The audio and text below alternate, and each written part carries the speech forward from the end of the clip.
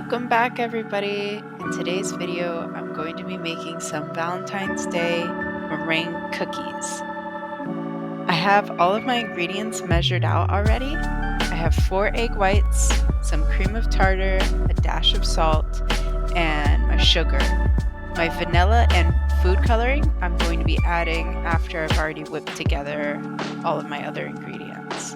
The first step is going to be adding together my cream of tartar, salt, and egg whites and mixing them on medium-low speed for about 4 to 5 minutes, just until the egg whites get frothy. You'll see that there's going to be a white foam that forms on top of them. Then that's when you can start adding in your sugar.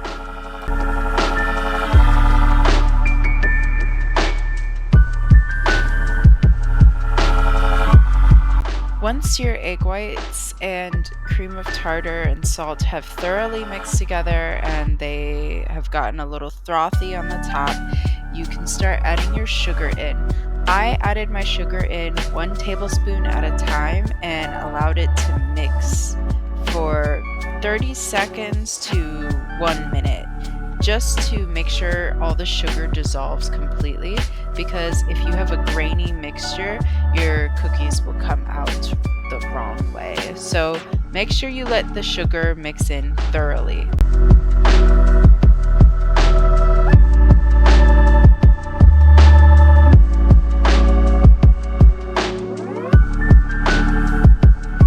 Once I have all my sugar added into my mix, I'm going to mix it a little bit longer. The peaks aren't stiff like I would want them to be before I start piping. So you want to mix them on a higher speed for a little bit longer, just until you can see that the graininess in the meringue is gone and it's all incorporated, and until your peaks get a little bit stiffer. I don't think I get them as stiff as I would like in this video, but they work out just perfectly.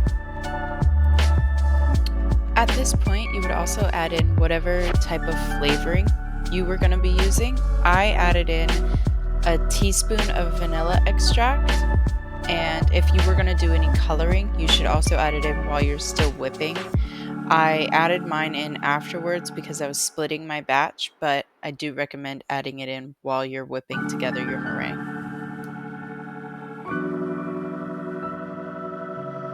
Now I'm putting together my piping bags.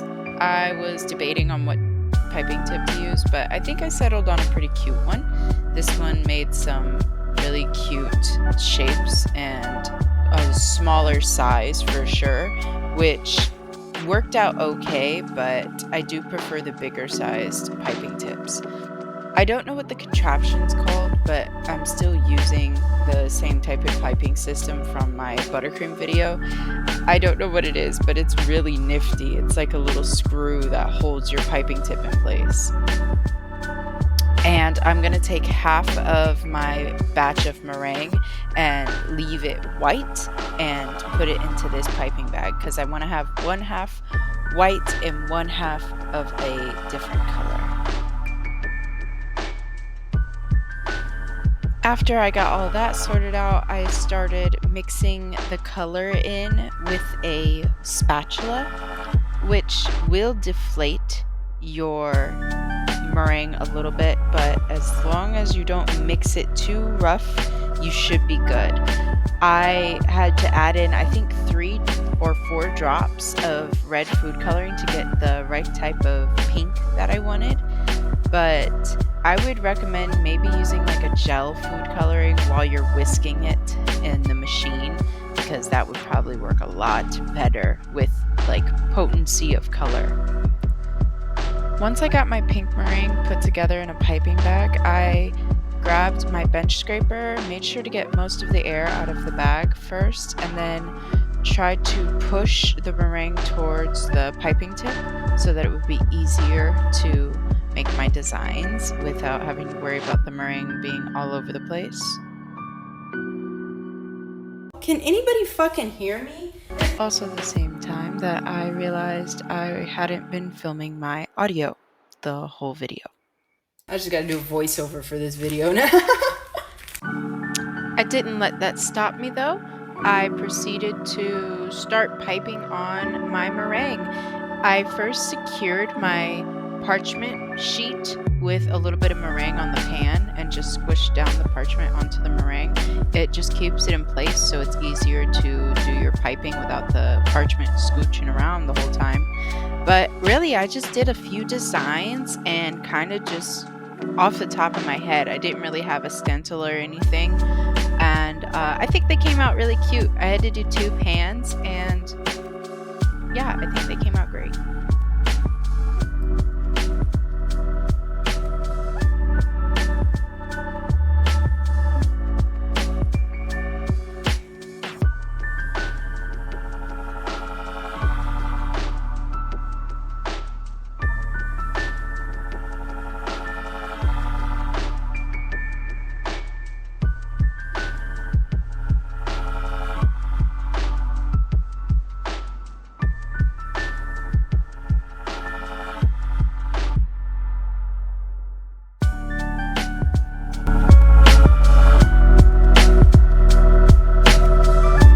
Once they were done baking, I took them out of the oven, let them cool off for maybe like 5 minutes, and then I plated some up.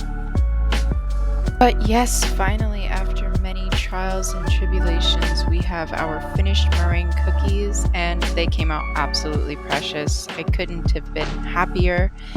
2 hours was exactly how much time they needed to completely dry out. What the meringue does is it's almost like it's dehydrating while it's baking. Some, however, did not turn out so great just because I used a really small piping tip. If you want these big designs to stay together, I would recommend using a bigger piping tip for sure. You got to keep them in a cool and dry place because if you leave them out somewhere humid, they will become sticky and chewy. But yes, I am so happy with how these came out.